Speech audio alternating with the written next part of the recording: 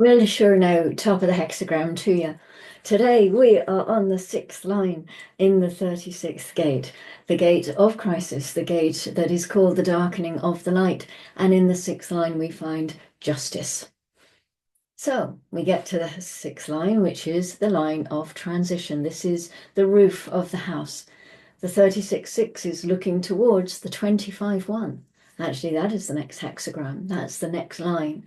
It's also looking at the whole of the circuit, of course. This is the gift of the sixth line. It doesn't really see its own gate so much. It sees the whole of the circuit. The 25-1 is about selfless and motiveless action. The collective can be deeply manipulative. This is an emotional depth and understanding of the other operating in the wave, but it is still an emotional grasp of the other. And because of that, there is so much built into the crisis that looks as if it's manipulative. What they are looking for in the end is action that is without motive. It's that sort of, I don't have to do that in order to get this. The lifetime learning says the inevitable survival of right. The 36-35 is the channel of expectations. We say one of the things in the abstract circuitry is it's about experience without expectation, and yet we have to have everything, of course. And so here we find the expectation. If I do this and I do that, I'm going to get this and that. This leads to that. And then you get to that and you realize, oh, bugger, I've got to start again now. And on it goes. You get in that cycle. Expectation leads to frustration. The 36-6 can get deeply disturbed by the fact that life doesn't reward you in that way. And all you can do is get out of the expectation business. The 32nd hexagram tells us that the only thing that endures is change. To go from inexperience to experience is the human way. This is the correct, really. The 6 lines are always looking for something else. This is looking far beyond the nature of experience. It is looking for what, in essence, all of this is bringing out in terms of the other side. What does the experience or the change lead to? Anyone that has anything in this stream from the 41 right up to the 35 is subject to the call of expectation. If I do this, I'll get that. If I manage to get there, I'll have so much of this and so much of that. And, all of that. It's so easy to get caught up in that. All of expectation is caught up here, but that isn't the point. So the justice of the 36-6 is to get to the point where it doesn't identify with the experience, where it doesn't get lost in its desire, which is, after all, a wave. It's a chemistry, and it doesn't actually have any reason at all. The exaltation says the knowledge and attendant faith that the powers of darkness eventually destroy themselves. Those whom God wishes to destroy, they first make mad. The correctness of crisis when it arises out of pure feelings. We can just translate that as clear feelings or clarity. If you get up to that point, you realize that only certain experiences are of value because they're always contingent on the value inherent in the other. And it's the other that is so important here, because this 6th line, it's not just looking at the 35. All 6 lines, as we said just a few minutes ago, well, we didn't, I did. As you listened to me say a few minutes ago, all 6 lines are looking beyond their harmonic to the whole circuit. The abstract circuit brings us to the point where we have collective memory. It's the collective memory of society. We have our history here. We have our codes and our philosophies and our ways of life, our experiences, the millions and millions of biographies and autobiographies and all of these stories that each and every one of us carry around with us. And the historical novels and the whole movie that keeps us in touch with the human experience. So that 36-6, when it's about to engage in an experience, when it's looking, so what it's looking for is something that's going to be of value to society. And obviously, that's going to be a subjective thing. One of the things that the collective is always interested in is it, Is it of value to society? Is it to do something or to go somewhere? It wants value. Whatever they are doing, it has to be a value. They have to be somewhere that no one else has ever been, do something no one else has ever done, so that there's always this newness that's coming through. And we have a lot of that in our history. And we have adventurers and explorers and discoverers and all of these things. We have the 35 other end of the channel, but they're the ones who see the nice mushroom growing on the ground, swallow it, fall over, don't ever get up again. But they were of great value and benefit to the person that they were collecting mushrooms with, because they're like, okay, not going to eat that one. And then they go back to their collective and they put that into the collective database. Don't eat this mushroom. And that's how the collective operates. That's what experience is really good for, because we didn't always have books. We didn't always have the guides on the internet that we have. We couldn't always take our phones with us to identify whatever it is we're finding in the hedgerows and in the fields. It was done by this lived experience. What we're experiencing now is the so-called flowering of the information age. Really, all this stuff is really the flowering of the abstract experience. We've been human long enough to have built up a critical mass of information. It's really astonishing. And it is the experiential way. So the 36-6 is really looking for the justice of having to go through its crisis.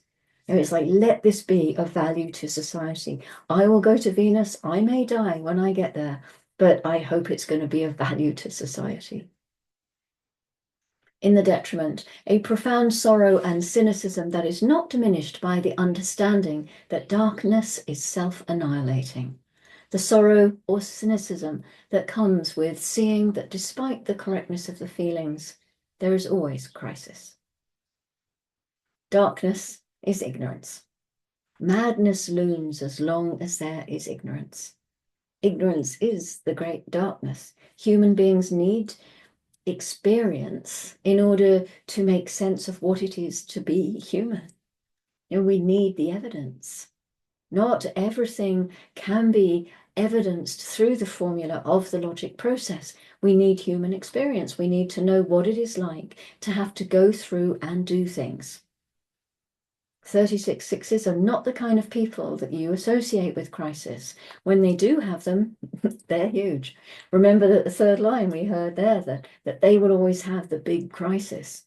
The 36-6 has to go through that too, because it always goes through its third line phase. But really, they're not crisis people, because they're not turned on by any old experience. Whenever we see the sixth line, we've always seen this in the 59-5. They're the least likely to be out there bonding and having intimacy. No, sorry, the 55-6, not the 59-5. The 59-6 in their one-night stand. They got to that point where they're just not interested anymore. And you find that, as I said, in so many of these sixth lines as we look through them. So here there's always that sense for them of, well, what else is there? And the deepest crisis is that the crisis leads to nothing. The crisis goes nowhere. The wheel keeps on turning, but the expectation is never fulfilled. And deep inside, they kind of know that. And what they're saying is, what is the sense of just going through this again? Why can't there be something different? The crisis will never go away, and there's always change. Change will never go away. It can't go away. It's part of the human experiential way. When change goes away, so do humans, because it is our way. And remember that the sixth line is where the mutation works for us. It's where the mutation is at work for the global structure, and it means that there is a deep recognition inherent in the 36-6, which will never experience the emotional awareness of the spirit, that there will be nothing but crisis as long as there is a human way. And what to do? So enjoy your change, enjoy your crisis, because that's what we're here to live out as the world keeps turning. And one of the things that we came across when we were looking at that logical gate 63 a couple of transits ago is that all the 6 lines in the logic want to be abstract, and all the 6 lines in the abstract want to be logic. The logic has this tendency to say in the end, does this make sense? And the abstract has this tendency to say, is this really true? Is it a fact? And it's kind of where they meet.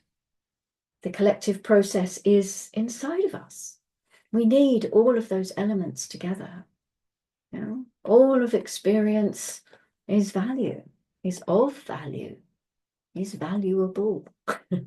All experience is, we are a totality. There's no experience under the sun that is not valid. We might not like it. That's a different thing. It's not about whether we like it or not. It's like, yes, it's all valid. It's like we are inherently valuable just because we are, for no other reason. And that's the same with the experiences that we have. To have the experience and to move through that without succumbing to expectation can be a kind of transcendence. It can lead to a different kind of experience, an awakening of a sort. And so we find ourselves moving into the 25th gate in the first line. This is a spiritual gate. You know, it has mystical potential. This is where universal love starts. And this is where we're heading next. So the grounding for the 36-6 is coming through the 6-6, and the line is called the peacemaker. So we have justice and the peacemaker. Seem to go hand in hand somehow, really, don't they? The moon has been in gate 50 since 8 minutes past midnight, the gate of values, the cauldron. And next it moves to the 28 at 11:33, the gate of the game player, the risk taker, trying to find meaning in life by pushing themselves to their limit. This is an individual gate. It can be an energy that is alarming to others in its stubbornness to gamble everything. It's a deaf gate, and it truly doesn't want to hear your thoughts or feelings on what it should or shouldn't be fighting for. And the final moon gate today is the final splenic gate for this lunar cycle. It is the gate of alertness, coming to meet, gate 44 at 22:59, pointing up to the ego and to gate 26. Gate 44 is the only gate that can really exert any control over gate 26 because it knows what it wants, which is basically to work smarter and not harder. It wants perks, and gate 44 knows this, and it's able to get that organized for it. Gate 44 is the personnel manager for the tribe, putting the right people in the right job in order that everyone can thrive. And so tomorrow we are leaving gate 36, we are leaving the splenic center, and we begin exploring gate 25. And this will be my last transit exploration. On the 23rd of March, this coming Sunday, I'm planning an open house to celebrate the conclusion of this journey around the wheel, and you are invited to join me. Would you like to? It will be a YouTube live at 6 p.m. GMT. And I haven't done one of these before, so we're going to see what happens. Bring tea, bring buns, and yeah, we'll see what happens. So it won't be a formal presentation. I haven't a plan for that. It's really just a chance to meet and say hello before I wrap things up, really, for this transit journey, and to go lie down in a dark room and not look at the wheel at all. But that was not going to happen because I love it. So thank you very much for joining me for gate 36, and I hope you have found value in it. As the sixth line would say, I hope it has brought something to your experience. And I will see you tomorrow for gate 25 for the overview and the first line. Until then, you're going to love yourself. I just know you are. You're going out there, you're going to love yourself wildly, and you're going to go gently. And I will look forward to seeing you tomorrow. Thank you.